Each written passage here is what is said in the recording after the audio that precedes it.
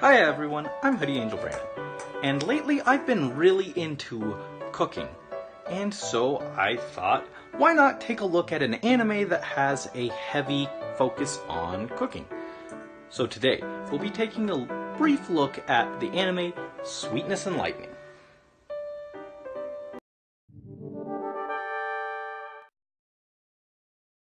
Sweetness and Lightning, or Amaama to Inazuma in Japanese, is an anime series based off an ongoing manga series of the same name. The manga started in 2013, while the anime aired in 2016, making it a bit old at this point, but I rarely talk about things when they're actually relevant anyway. It's a slice of life series about a father, his daughter, and their exploration of the world of cooking, among other things. It's pretty short, being only 12 episodes. With that said, I couldn't tell you where the name comes from. Sweetness? Yeah, I can see. Lightning? I didn't see any Pikachu. Misaka is missing too. Anyway, this is just going to be a super short review. With that said, let's dive in.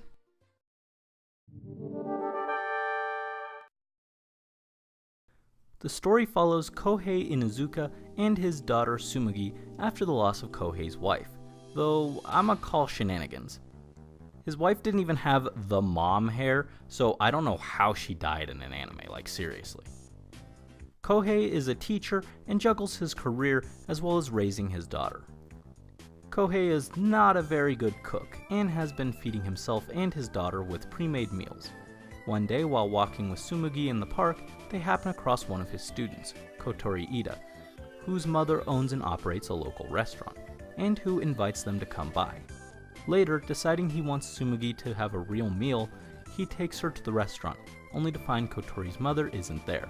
Kotori, however, is determined to give Tsumugi a real meal, and so despite her inexperience in the kitchen, she manages to prepare something. Which in turn leads to Kohei getting serious about cooking for his daughter. Tsumugi is a sweet girl, who I have dubbed Banana Bread Chan, even though such a dish was never once mentioned on the show. I just thought the color of her hair reminded me of freshly baked banana bread. And bananas are sweet, like her, or something. Actually, maybe I was just hungry. I usually am, so Also, I just called Kohei Dad-san. Anyway, Tsumugi is a fun character and really felt like a real child to me, rather than just being an always sweet, perfect, cute little angel.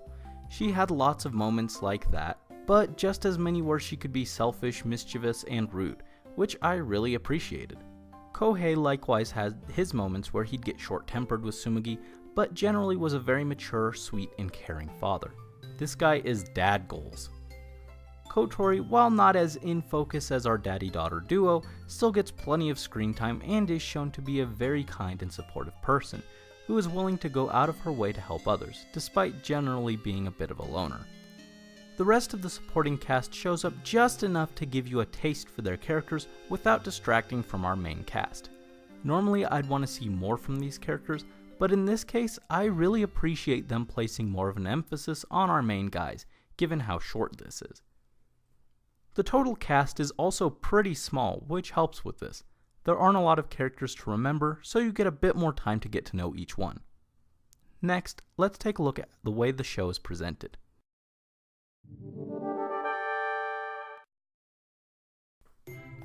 This anime looks good, but one of the things that stuck out the most to me was how expressive Tsumugi is.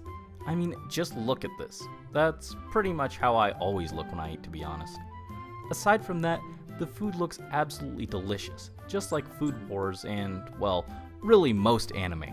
Why does anime food have to look so dang good? I wish the things I made looked as good in real life. One other thing that I really enjoyed about the visuals was the way Tsumugi's drawings looked. It really does resemble the drawings of a child.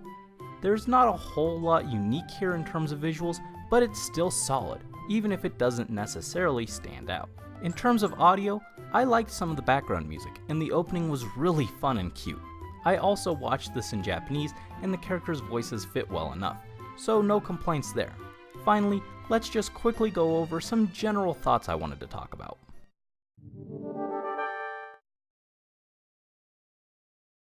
I really identify with these characters for multiple reasons.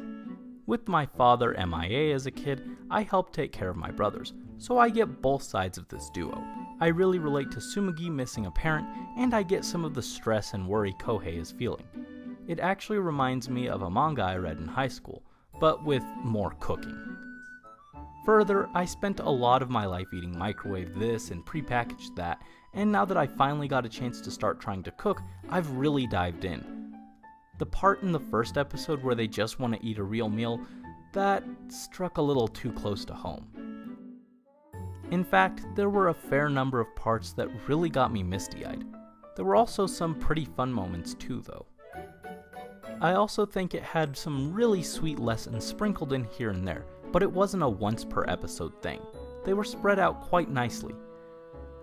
In fact, the pacing of the show in general is pretty good, though the way it's set up is kind of formulaic. Also, just of note, this is a rare case where I just didn't want to ship any of these characters, and I'm really glad it doesn't try to either. The only love here is the sweet pure love of parent and child, which is something I think we can forget about sometimes amidst a sea of romance anime. Anyway, that covers the main things I wanted to talk about, so let's wrap this up with my final thoughts.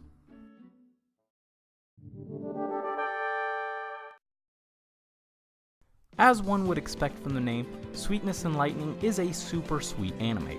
While it's not wildly groundbreaking or anything, it's a cute little show that I really recommend. It's just so dang wholesome. It's also pretty short at only 12 episodes, making it an easy series to sit down and finish if you have some free time. Or if you're like me and don't understand how to sleep like a normal person. I'd love to see a second season of it, but I don't think it really needs one. It ends on a very good note, and is a nice encapsulation of a very specific point in these characters' lives. If you have the time, check it out. Really, just get some snacks and blankets, snuggle in, and binge. So that's my short and sweet thoughts on Sweetness and Lightning. Now, if you'll excuse me, I've got to get back to the kitchen before anything burns. See y'all next time.